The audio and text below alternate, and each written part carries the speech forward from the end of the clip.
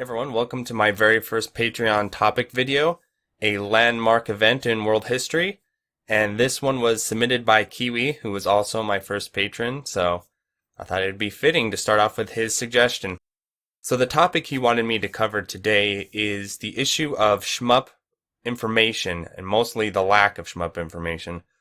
So for maybe people who haven't gotten too deep into playing for score in certain games, you'll find that with some very specific titles, like Garega, Batrider, DDP, DOJ, Ketsui, perhaps to a smaller extent, these games have a lot of information and a long history of scoring, guides, just sort of a foundation of knowledge that players can come into and build off, especially Garega. I think Garega is the most prevalent example of that.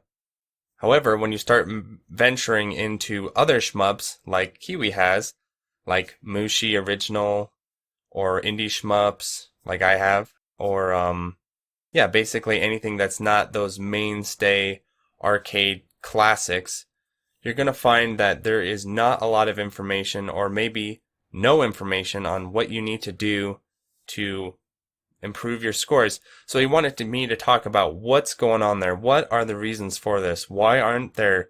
Because when you go into speedrunning, for example, you'll find tons of guides on sometimes very obscure games or not really that popular games. For instance, a year or two ago, I went through a kick where out of nowhere I decided, hey, I want to speedrun Sonic Adventure 2 for no reason. Just because I've been playing a lot of Chow Garden levels, honestly. So I started just looking up, how do I do this? And of course, there's on speedrun.com all these guides, videos, and a lot of information to help me along. I never went that seriously into it, but at least had, if I wanted, the information was there. Same thing happened to me with Mario 64 about 2 years ago. You'll find it's one of my first videos on this channel. It's still there. I busted out the N64 and was like, okay, let's speedrun 16-star Mario 64 just for the hell of it. And I had all kinds of information guides. I figured out how to do backwards long jumps and glitches and all that shit in the course of like a week or two from all the guides and information.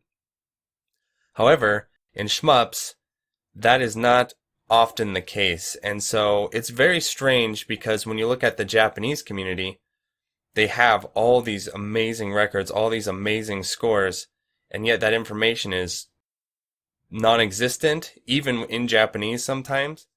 And so Kiwi wanted me to explain why I think this is and how I think this can be improved or addressed. So to begin with, why I think this is actually very simple. It's because the Japanese scoring community are really bad keepers of information when it comes to video evidence, replays, guides, things like that, compared to more of the Western speedrunning mindset. So when you compare Western speedrunners, they document everything. They are meticulous about documentation. They're obsessed about it. I would say even 8 years ago when I was speedrunning Super Metroid, we're using low quality VHS 240p rips of Super Metroid speedruns. There was still on GameFAQs and stuff guides you could find to do, speed mockballing and all that sort of stuff. Whereas when you look at a game like Dodonpachi, right, not only is that evidence not really well documented, often it is intentionally suppressed. And, this is a pretty hot topic issue. I've talked about this quite a bit on the podcast, but to reiterate, there's kind of a lot of reasons, especially with Dodonpachi, why that happened. Some of it is competitiveness between the Japanese players, where so in Dodonpachi there's an infamous score glitch, and the guy who discovered that glitch didn't want other people to know about it, and didn't want it publicly known. And so in order to learn that glitch from him, as I understand, you had to swear to secrecy, basically. You had to make a promise not to tell anyone else. And so that continued down. So WTN, he knows the scoring glitch. He's the world record holder. As I understand it, he necessarily doesn't want to keep that promise anymore, but Japanese players are very serious about that sort of thing. So he continues to keep it. Same thing with all the people who know the glitch. Even the Western players who know the glitch, they're kind of locked into that as well.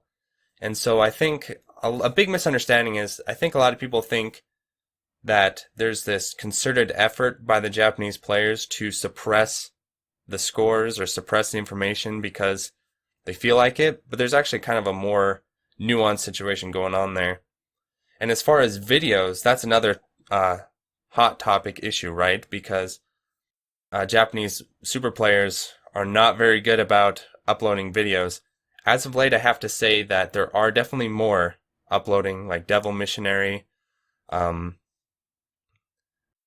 PKE for Ketsui. There's a lot of them kind of starting to upload more stuff. SD Kade, I can't remember. I can't say any of these names correctly, but they're starting. That's starting to happen. So it's starting to change. So that's good news. Is that I think it's going in the right direction. But as for the past players, one thing to keep in mind that is kind of a little bit of a foreign concept or something not as serious to Western players is that, and I have spoken to Araska about this, Japanese super player, that the Japanese players are very concerned about sharing video gameplay, not only because in a public format, because they're afraid of getting in trouble with copyright laws. And to Western people, we kind of know that as, oh, what, they're going to get copyright strikes on their channels or whatever. Whatever, we do it anyway, we don't care. But in Japan, as I understand it, and there's a lot of things backing this up, they are uber serious about their copyright laws, much more serious than even strict American companies, right, who want your money. I don't know why they're so damn serious about it, but it gets to the point where recently they passed a law where it's illegal to not mod your own console, but to sell any kind of services for modding. So now in Japan, it is illegal to charge people to mod their Xbox 360s or their 3DSs or Nintendo Switches or whatever. That's a law now. So all these types of things, they're much more constrained with copyright laws and constrained with that sort of thing. So I think a lot of it is Japanese players, they just don't want to get in trouble in that regard. And I also know that the Japanese players, as far as capturing their gameplay too, I've explored this as much as I can, and I have a lot of trouble sort of understanding it fully because I'm an American. But from what I understand, the Japanese players don't really care that much about capturing the replays and videos. It's not that important to them because they all go to the arcade, they all play in the arcade, everything happens in the arcade. And so there's not that same motivation like the Western players where we're all separate from each other and we can't show each other our gameplay unless we capture it in video form, right? If we were all just swapping stories online about, oh, I got this score, I got that score, for some people that's fine, but for me that gets boring. It's like, so, let's see it happen. So personally, that's one of the main reasons why I started the video index, is because of this problem that Kiwi's talking about, where shmup information is hard to find, and then the systems that we use to find it are broken and shitty as well. For instance, when I was going for my 2-on Dodonpachi, I needed to watch a bunch of Dodonpachi videos to kind of understand the strats, even survival-wise, in some of the sections. And boss fights, all that kind of stuff, hibachi, So I was seeking out every Dodonpachi video I could, and this was before the video index. And before the video index, finding those videos was a pain in the ass because Google is not very good about, or YouTube's not very good about distinguishing shmup titles from each other, especially if they're in the same series.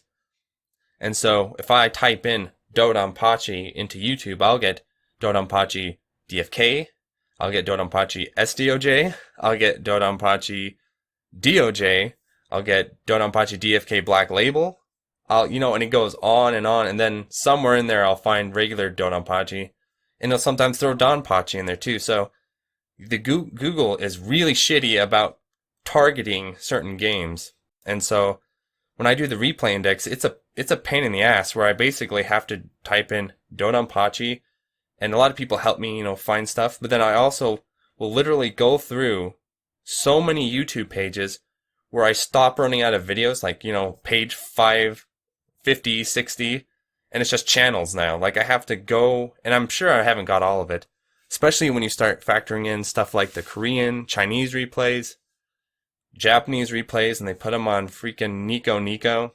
It's a mess. So I really feel for Kiwi because I think right now he's going for a big score in Mushi. I'm sure he's trying his best to find a lot of information about that game. And Mushi is not a landmark big title. I mean, it is, but it isn't as far as scoring, right? People don't really care about it scoring that much as compared to stuff like Grega and even Dodonpachi. So that is a shame. As far as what I think needs to be done, though, because I guess this is a little bit of a hot take for Kiwi and for the viewers out there, is I know the forum is kind of regarded as the landmark place for this kind of information. For instance, Icarus's guides on Grega are on there. A lot of guides on Dodonpachi sort of are on there. Just a lot of information is on there about shmups that is useful. However, in my opinion, I don't think the forum is a great place for that information because it's impossible to find. The forum does a horrible job at organizing and archiving its information in an easy to find manner. Its search function is really shitty. And so what I would love to happen is I would love for people who write these guides to do what Prometheus did and create a PDF and then put it somewhere where it's not lost into the sands of the forum, right? And so there's a lot of places you could put that place. For me, I have my own website, so that's where I'd put it. But if you don't want to do that, I'm sure there's other places you can keep it. Just keep it in some form because, in my opinion, the forum is not going to be around forever. That ship is sinking, especially netcode wise. So, not netcode wise, just coding wise. That thing is just an unwieldy beast, and it has no direction. It has no real moderation, to be honest. And so, I would suggest for people making guides moving forward, don't make them on the web page of the forum like the Grega guide. Make them a PDF or something, or make them a video. Make them something that's going to last and can be easily and quickly shared. So, hope that helps. Thanks so much for supporting Kiwi. Before this video ends, I'll just shout out my $5 a month Patreons, the Shmup Illuminati. So we got Dingo, Kiwi, the man of the video, Jake Ryan, Kay, Maz, Ryan Himmelheba, and Young Money Sweet. So, thanks for watching.